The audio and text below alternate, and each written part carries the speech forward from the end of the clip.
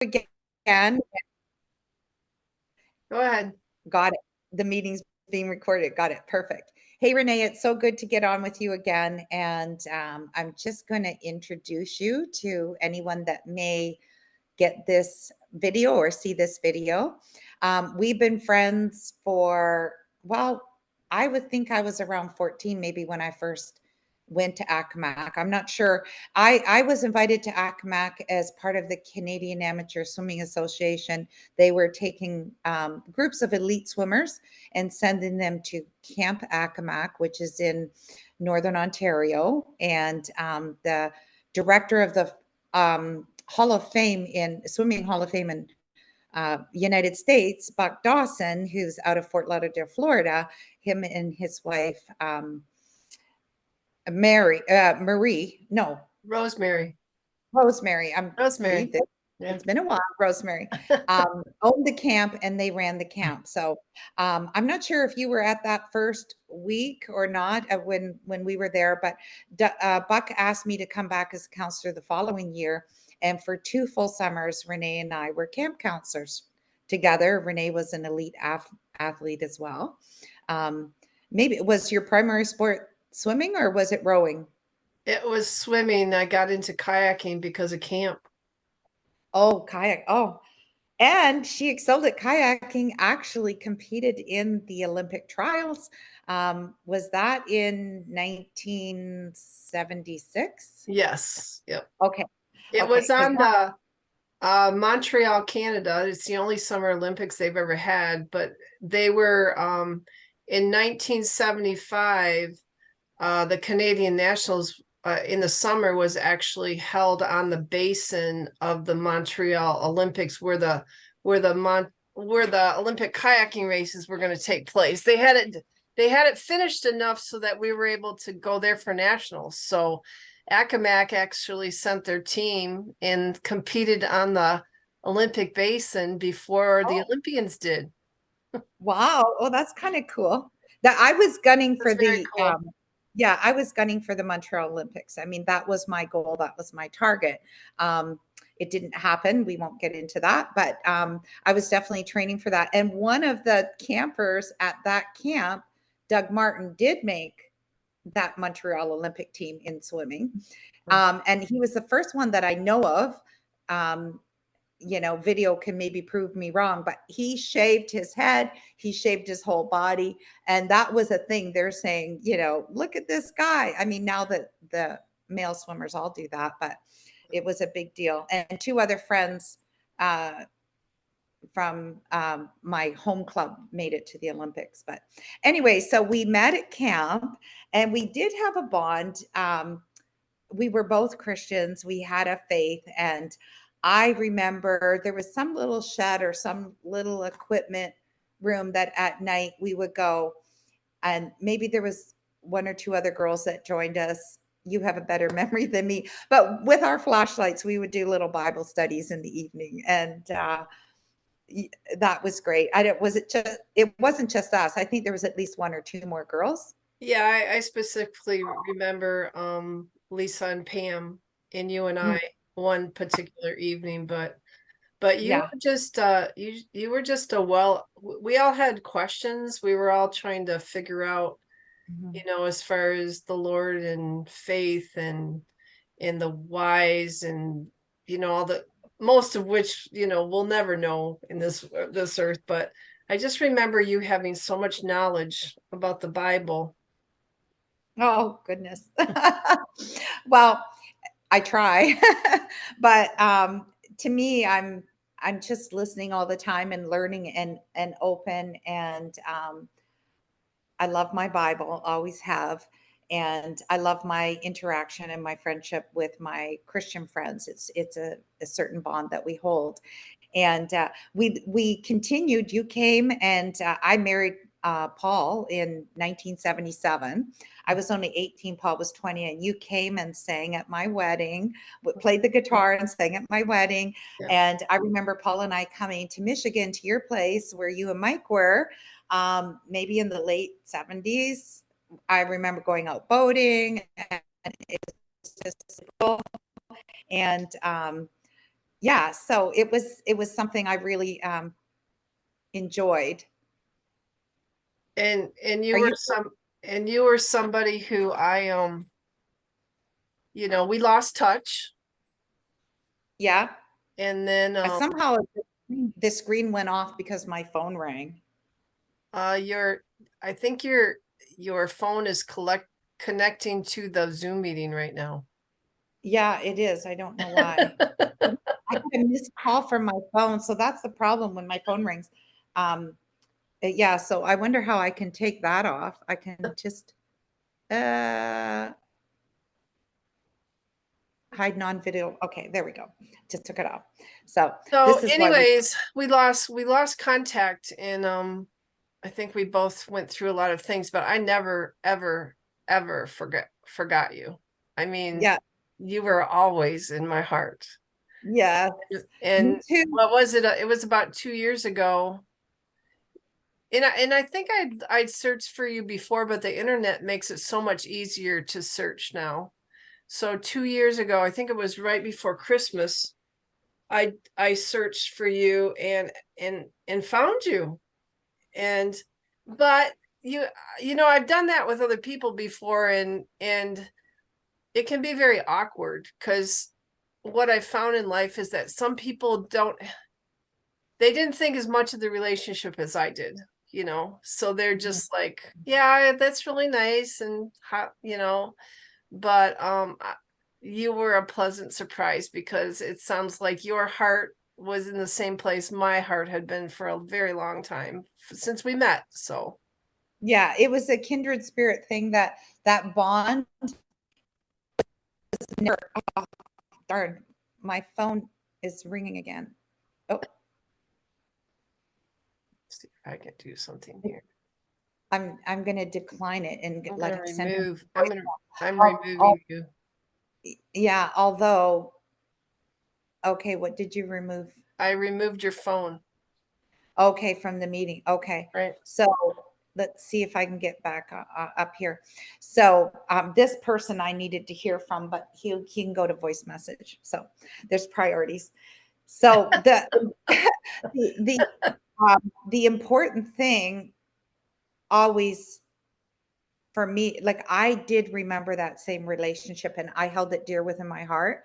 Matter of fact, I've moved so many times in Canada. Paul and I moved 17 times. Oh my 17 gosh. between our struggle with infertility, not having kids, we could pick up and go, and we did. Right.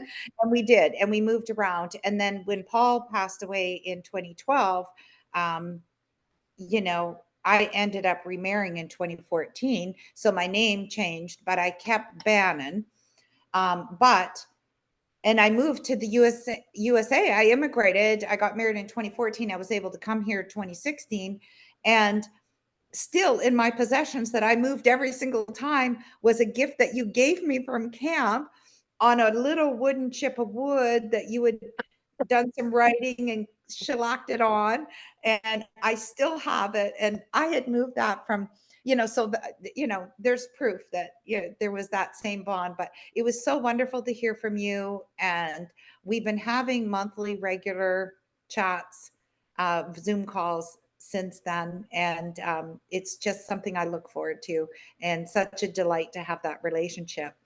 And it leads me now to introduce the fact that you have just written your first book and you've been published. And I'm so very proud of you for this and very excited. And the title of your book is Mommy, How Does God Speak to You? Yes. Did I get it right? Yeah. Mommy, how does It God looks like speak? this.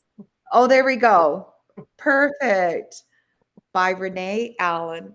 And I'm so proud of you. And as we have progressed through our chats in the last 2 years, you've talked about your love of writing. You've talked about working on it. You've been working on your book. You've read me chapters of the books and memories and things. And I just wanted to tell everyone that this is now available on Amazon. You can order soft cover, hardcover, and I'm waiting for my hardcover book. It should arrive this week, but maybe Renee, just tell us a little bit about what the book's about and how it came about. And even the cover, I find absolutely amazing. If you can hold it up again and see that, I'll just tell that that little boy is actually Renee's grandson, and that is her daughter-in-law that is holding her grandson, her son Michael's wife.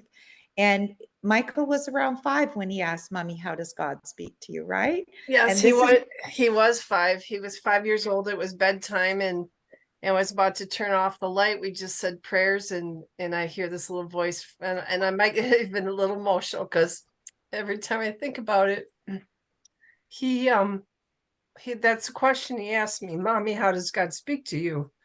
And I actually write about that in the first chapter of the book, just to give people a little background. But what's really cool is that this project started in June of 2022 when I went to a Karen Kingsbury seminar. She's a Christian art writer that is my favorite.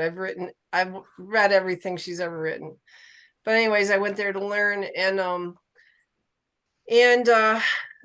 that began a journey of from then until October 23rd when the book was finally launched.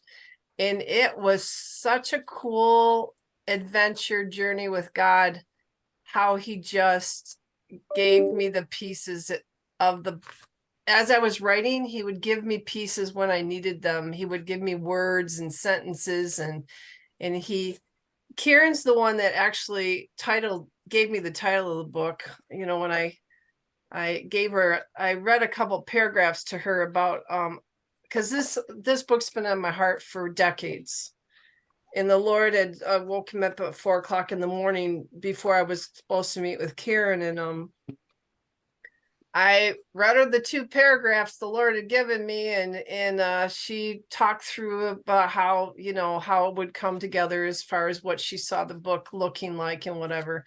And then I told her the title, and she said, "Read that again." And so I read the 2 paragraphs again, and I got done, and she said, "That's the title of the book." And the people around the table that were listening to us, they said, "Yep, Mommy, how does God speak to you? That's the title of the book, Renee." And so she gave me the title, and then from there, God gave me a recipe for the chapters. I had every chapter was what had a different title, and then he directed me to change those titles. But what's really cool is I thought that I would only end up having 11 chapters, and Karen had given us a deadline of March 1st to actually submit our book to her. And at that point in time, I had 11 chapters. I just was editing the last couple. And I had a feeling there was another chapter.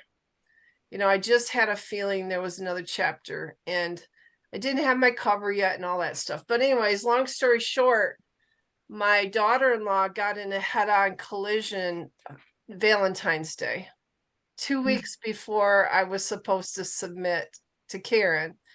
And as we walked through that, it became very obvious to me that was chapter 12. That was the final chapter. And then as I was wrapping up, so I wrote that chapter and interviewed and all that stuff. And as I was wrapping all that up, the Lord reminded me that my grandson was 5, the exact same age that my son was when he had asked me the question. And so then I knew that the cover had to be my daughter-in-law and my grandson asking the question, Mommy, how does God speak to you? It's so cool how he kind of wrapped it all in a bow, and he brought it all back around. The book is actually, the chapters are taken from stories that were in, let me back up. When I got pregnant with my son, my first child, I started writing to my children in journals.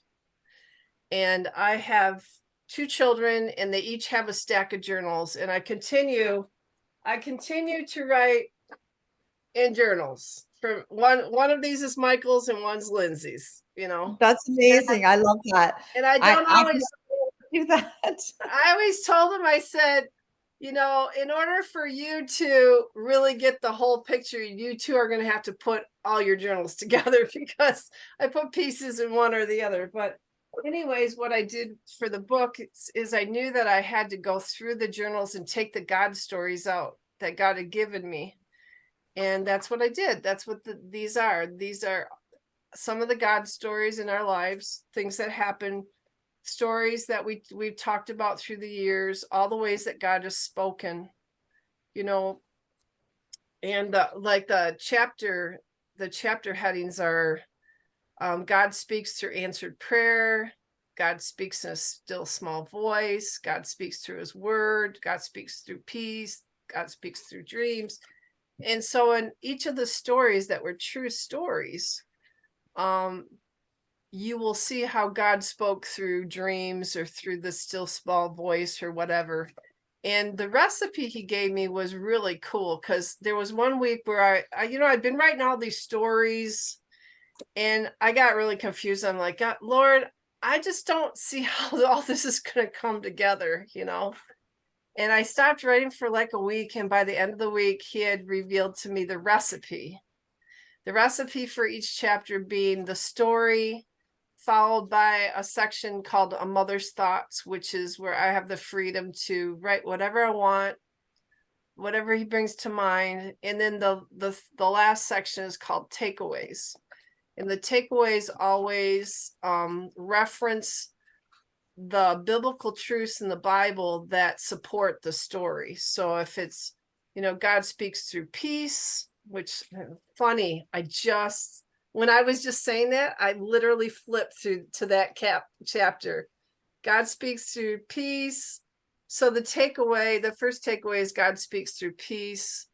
And then it Philippians 4:6-7 talks about, you know, the peace of God. And then also First Corinthians. And then the other takeaways there's 5 for this particular chapter. God speaks through godly counsel. God speaks through prayer. God responds when we pray, and God's a God of order. And all of those truths are someplace in the story. Now, those are just my takeaways, though. I know that as people read the chapter, God's going to give them their own personal takeaways, depending upon whatever they're walking through in their life, you know. So I'm so privileged to be part of this book that God has used me to write. I keep hearing from people that, you know, it's helping them, it's making life changes. It's like even my own my father's wife, you know, it allowed her to put her spiritual antennas up so she's more aware of things. Or she even talked to me about how when she was a little girl and she lost her mother, there were some things that happened and she never understood why. But now, after reading the book and having a kind of an expanded knowledge of how God speaks and how he moves, she actually understands what happened to her when she was a little girl, when her mother died. You know, she understands it now, what it might have been, you know. It is amazing because I think it's, you know, I feel it's the kind of book that people will have revelations of their own life through. Yeah. Just because, you know, not everybody here, like very few people hear an audible voice of God. I'm not saying it doesn't happen. Right. But you know, and I mean, I had a mom that was very, miracles happen in our house all the time. When I grew up, I'm thinking, well, where's that miracle? It was like these different miracles, you know. Right. But I could see God working through her and thinking, well, that never happened to me. Right. But God doesn't speak to people in the same way. But Yeah. I mean, you know, when I was a little girl, I'd lost my Sunday shoes and I couldn't find my Sunday shoes. We were at the cottage and I'm looking. I can't find them. We're looking all over. We couldn't afford another pair of shoes. And my mom said to me, just a moment, let me go into my bedroom and let me talk to the Lord for a minute and let me see Yeah. if we can find your Sunday shoes. And she went into her bedroom, into her prayer closet, and she came out about 5 minutes later and she said, go out into the car and look in the back and see if they're there. So I went out to the car that was in the driveway. We were at the cottage, and in the back there was that little ledge at the back. I don't know, it was probably a Volkswagen or something, and a little ledge at the back, and there was my Sunday shoes. They weren't in the house at all. They were out in the car because I hate shoes. I come home from church, take them off, take my socks off. I'm barefoot. That's me. Yeah. And stuck them there. And I thought, wow, God just spoke to her. That's Yeah. amazing. And I was waiting when I grew up for that to happen. It Yeah. never worked like that for me. But in many other ways, God has spoke to me through different things. But I also love the fact that you journaled that you actually could go back and you have the historical facts of what happened according to you, because everybody's perspective is different. This is from Right. your perspective of what happened in different situations. It's not just by memory, Right. but you documented it. That's Yeah. like, that's amazing. And That's well, amazing. and it's funny because now that your children are adults, and now that you have a son-in-law and a daughter-in-law, you talk about the past and you recall a memory, and I often say, oh, it's in the journal somewhere. Right. And you don't even have to prove it. Just by you saying that, Yeah. then they'll let it go. Yeah. It's in there somewhere. I'm like, you could find it and read it for yourself. Yeah. But Well, I will, I'm going to close off now. There's so much more that we can talk about, and I want well, to let me maybe just dig it. let Yeah, me you just can. say one more thing, because what the most important part of the book is that um Michael, when he was 5, he wanted to know how God spoke to him. And the whole basis of the book is the story of Samuel and Eli, which you can read for yourself. But one of the things that I hope the book impresses on children or on grandchildren or grandparents and parents is that it is our responsibility to teach our children to recognize and know God's voice. And Mhm. oftentimes we parents don't realize that responsibility. And the problem is if we don't do that, the world will tell our children that the voice of God is coincidence, it's karma, it's good luck, it's your truth. The world will tell them that God's voice is something else other than God's voice, which will lead our children away from God. So, Mhm. I mean, that is the largest point for writing the book, is to impress upon parents, you should be writing your stories down and you should be telling your stories. And it's one way to teach your children how to hear God's voice, which is your responsibility and so crucial. So I just wanted to say that Exactly. because I no, that is really important because we are the keepers of our children's minds, memories. We're the teachers, and raising children is, I mean, it's just an incredible gift to me, raising my children. And now I am a grandma and seeing my children, um, you know, raising their children and teaching God's ways, not just in words, but in examples and how we live our lives and daily is so important. And yeah, I love that.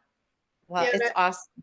I talk about that in the first chapter. I actually give like 11 different helpful teaching your children to recognize and know God's voice. There's 11 bullet points as far as things that that I've done or tried to do. I'm not perfect by any means, I mean, I've stumbled more times than I'd like to admit, but